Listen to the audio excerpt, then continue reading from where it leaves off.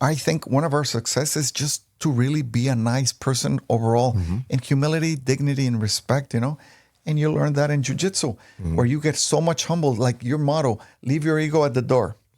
I translated it to humility, humbleness, and respect. So the transition is beautiful because, jiu-jitsu, you can have an ego, you get crushed in the mat by a 20-year-old, 100 pounds lighter than you. And that creates humility if you let it. And so that translates to beautiful business also. You mentioned something here that struck, and I see the correlation with the mats in jiu-jitsu. One thing that I have always been adamant, and you've been on my mats for so many years. I know them well. There's no prerequisite or criteria in terms of preferences, gender, ideologies, or anything. Literally, all we care about there is we are there to help each other out and make each other grow. Yeah. You know what I'm saying? What happens outside the mat?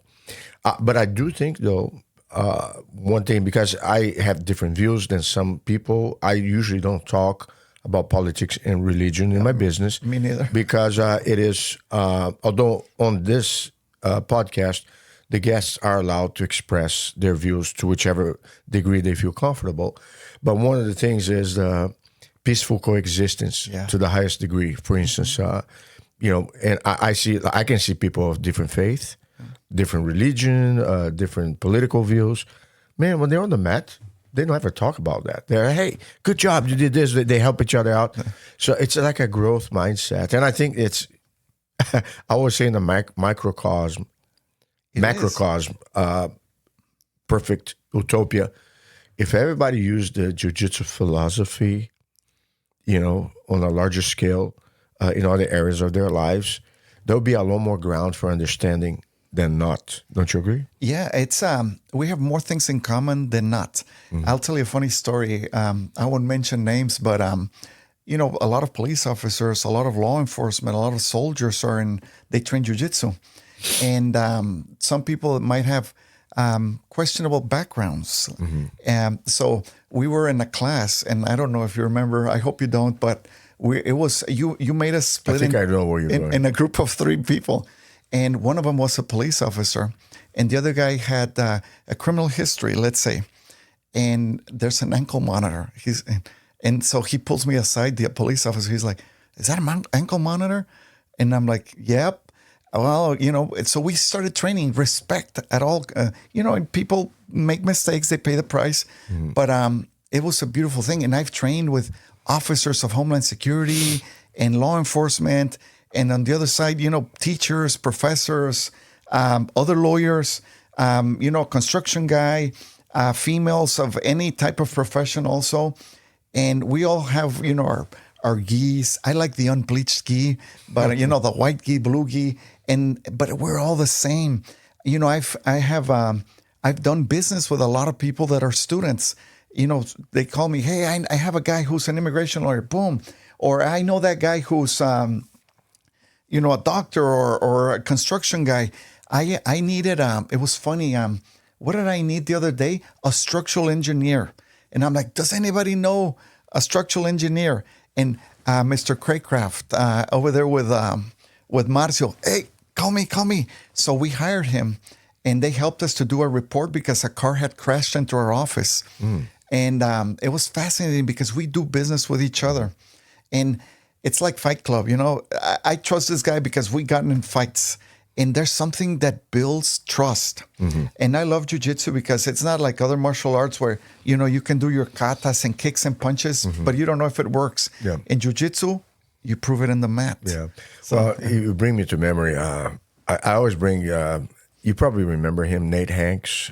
He's a brown belt now. He's a great guy. Great guy. I saw him the other day. Personality. Yeah, I was at a World Cup game with him not long ago.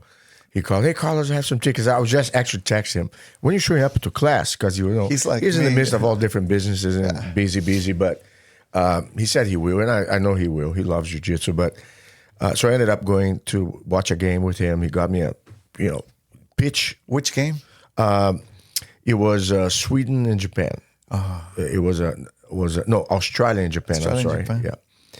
And no, actually, I'm sorry. Australia and Switzerland. And they went to the penalty shootout. and Australia lost. But anyhow, going back to Nathan. what I was saying with Nate, at one point in time, he owned a marketing company on the internet called Rich Local. And it was like a decent-sized company back then. He confided to me, we're one of the main Google competitors, this and that. I said, whoa.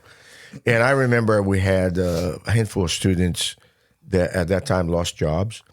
And I don't know what resume they had or not, but I always joke about that.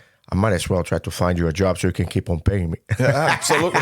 We all help each other. So I asked Nate, do you have any position available? Or I have this student of ours who is a teammate of yours, so-and-so. And he probably hired like 5 or 6 different guys at different points in time. Wow. They were jobless. And like you said, the trust factor. Immediately. Like the Fight Club. So Nate, regardless of the guy's resume, gave the guy a vote of confidence. Mm-hmm. And the guy, because he knew Nate from the match, wanted to make sure that he was worth the trust. Yeah. So there was no imposition of either type. And the guys who got hired, they were hired and they stayed for the longest haul. And they did amazing performance-wise. Mm-hmm. One of them, actually, Nate, at one point in time, sold his business. And one of the students who he still remained as part of the business and reached top-level management position. He climbed the ladder. And I'm not sure if he's still there today, but it just proves a point where the network value inside a school is literally overlooked often. And I actually do not take that for granted in every aspect. You know what you should do, Carlos, is you should put a directory. No, I will. So we all know who does what. I already have that.